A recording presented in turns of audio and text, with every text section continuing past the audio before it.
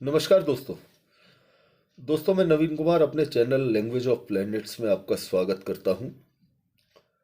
सबसे पहले रिक्वेस्ट है दोस्तों कि यदि इस वीडियो में दी गई जानकारी और विषय आपको अच्छा लगे तो ज़्यादा से ज़्यादा दोस्तों के साथ इसे शेयर करें, लाइक करें और चैनल को सब्सक्राइब अवश्य करें। दोस्तों चलते हैं आज के वीडियो की तरफ।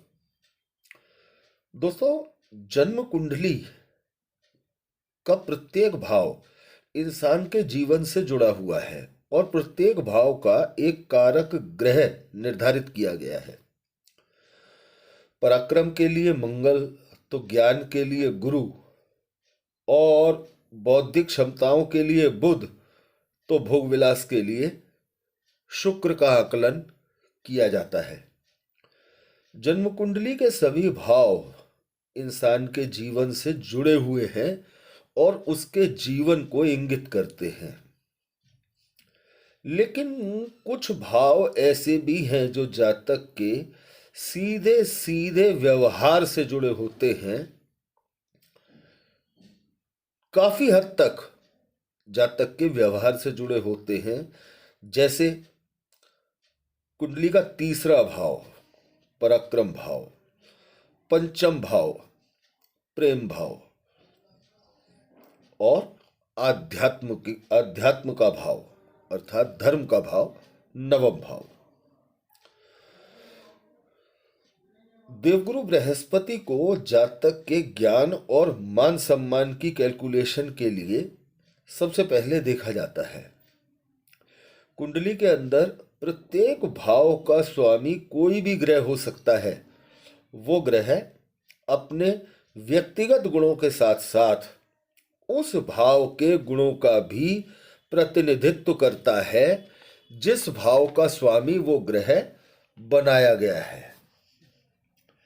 इसी तरह से कुंडली के लग्न के कारक सूर्य हैं, तो तीसरे भाव के कारक मंगल हैं और भाग्य के कारक देवगुरु बृहस्पति हैं। अब यदि देवगुरु मान लीजिए लग्न में बैठ जाते हैं तो देवगुरु लग्न को अपने गुणों से नवाजेंगे, लेकिन साथ में सूर्य के गुणों का समावेश भी रहेगा, क्योंकि देवगुरु बृहस्पति जिस घर में बैठे हैं उसके कारक सूर्य हैं। इसी तरह से दोस्तों यदि देवगुरु बृहस्पति कुंडली के तीसरे भाव में बैठ जाते हैं तो इस भाव का पराक्रम का कारक है मंगल। अब बहुत गहराई से समझने की जो विषय है वो यहां शुरू होता है। कुंडली के तीसरे भाव में जब देवगुरु बृहस्पति बैठ जाते हैं तो ये तीसरे भाव का कारक है मंगल। अब यहां गुरु यदि कमजोर है, अंशों में कमजोर है, नीच राशि में है या किसी भी लिहाज से पाप प्रभाव में है, तो मंगल की स्थिति को आपको कुंडली में अवश्य देख लेना चाहिए। अगर मंगल की स्थिति कुंडली में मजबूत है तो गुरु के गुणों में मंगल का समावेश ज्यादा और गुरु का अपेक्षाकृत कम होगा, क्योंकि गुरु ज्ञान का कारक है और मंगल साहस का कारक है। तो इंसान के स्वभाव में एक विशेष तरह की हठ धर्मिता आ जाती है। कुंडली के तीसरे भाव में यदि बृहस्पति हो तो इंसान के स्वभाव में एक विशेष तरह की हठ धर्मिता आ जाती है। जातक गुरु की उपस्थिति के कारण, क्योंकि गुरु तीसरे भाव में है, यहां पर गुरु की उपस्थिति के कारण पराक्रम के चलते जातक हिंसा तो नहीं करता, लेकिन आसानी से अपनी हार भी नहीं मानता। अब यदि यही गुरु कुंडली के तीसरे भाव में उच्च के होके बैठ जाएं या मित्र राशि के होकर बैठ जाएं या मजबूत होकर के बैठ जाएं, तो जातक अपने ज्ञान, अपने तर्क शास्त्र के बदौलत, अपनी तार्किकता के बदौलत संसार को अपने आगे झुकने पर मजबूर कर देता है। या जिस सर्किल में वो रहता है उस सर्किल को अपने आगे झुकने पर मजबूर कर देता है। उसके परिवार के लोग, उसके आसपास के लोग, उसके सर्किल के लोग उसकी विलक्षण प्रतिभा का लोहा मानते हैं।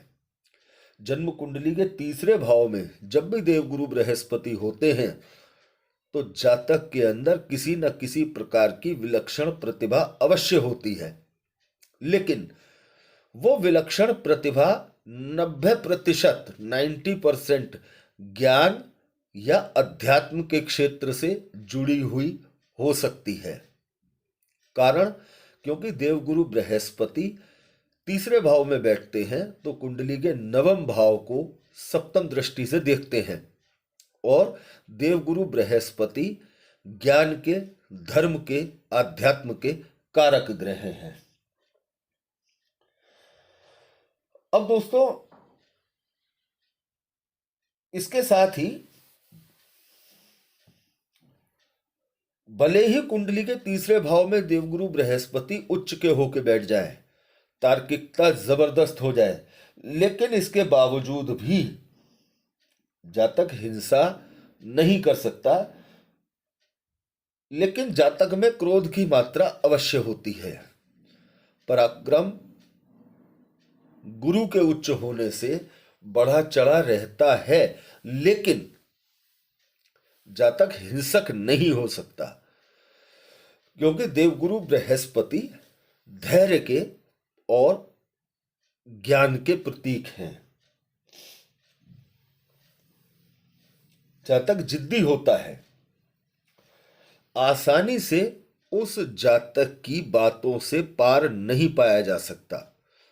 और यदि देवगुरु बृहस्पति कुंडली के तीसरे भाव में मजबूत है, उच्च के हैं, और मंगल की स्थिति भी कुंडली में मजबूत है या जातक मांगलिक है, तो यह तय मान करके चलें कि उस जातक को कोई झुका नहीं सकता, चाहे जातक के प्राण ही क्यों न चले जाए। इस तरह की स्थिति का एक जीता जागता उदाहरण है आचार्य रजनीश ओशो। दोस्तों, ओशो की कुंडली में देवगुरु बृहस्पति कुंडली के तीसरे भाव में उच्च के हैं। वृषभ लग्न की कुंडली है और तीसरे भाव में कर्क राशि में देवगुरु बृहस्पति उच्च के हैं। लग्न का स्वामी मंगल के साथ कुंडली के अष्टम भाव में है। तो इस व्यक्ति ने सेक्स जैसे विवादित मुद्दे पर भी वो तर्क दिए जिसके आगे सभी को दांतों तले उंगली दबानी पड़ी।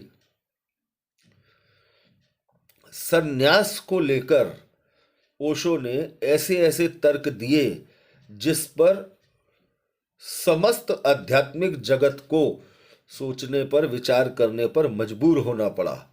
ओशो का एक बहुत बड़ा, बहुत शानदार बयान था कि सन्यास के लिए जरूरी नहीं होता कि घर परिवार को छोड़कर जंगलों में भाग जाया जाए। असली सन्यास वही होता है जो गुरु नानक देव जी ने लिया। उन्होंने भरे पूरे परिवार में रहकर ईश्वर की प्राप्ति की।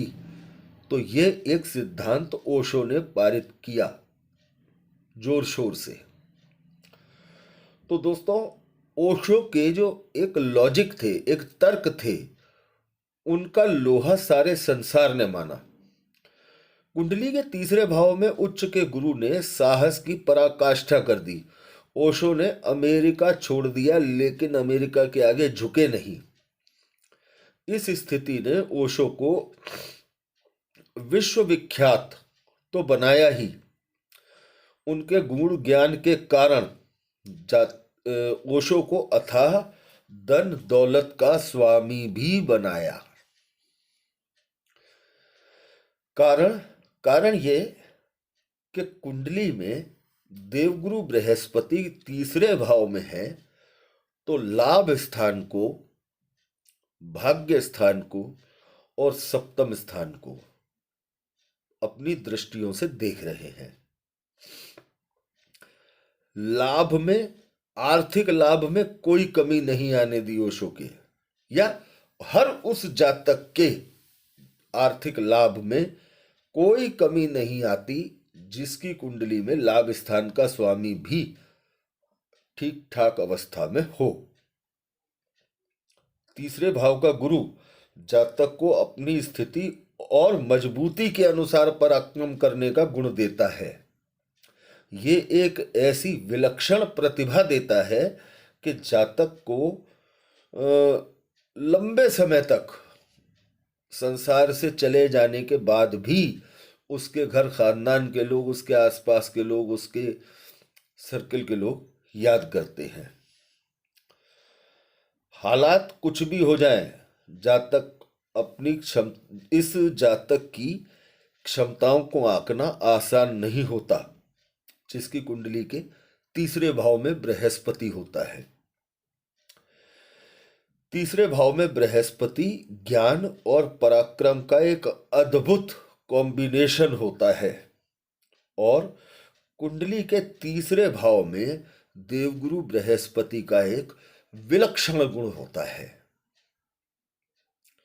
तो दोस्तों, यह है देवगुरु बृहस्पति का एक अलग चेहरा जो कुंडली के तीसरे भाव में होने पर जातक को विलक्षण इंसान बनाते हैं। जिसके भी कुंडली में तीसरे भाव में देवगुरु बृहस्पति होते हैं, उसके अंदर निश्चित तौर से कोई ना कोई छुपी हुई प्रतिभा अवश्य होती है, और 90% चांसेस ये होते हैं कि उसकी जो प्रतिभा है वो ज्ञान से, धर्म से और आध्यात्म से या किसी गूढ़ विद्या से जुड़ी हुई होती है। तो दोस्तों, आज का ये वीडियो और ये जानकारी आपको कैसी लगी? यदि आपको ये वीडियो अच्छा लगा हो तो इसे ज़्यादा से ज़्यादा दोस्तों के साथ शेयर कीजिए। अगले वीडियो में आपके सामने उपस्थित होंगे एक नए विषय के साथ। धन्यवाद दोस्तों।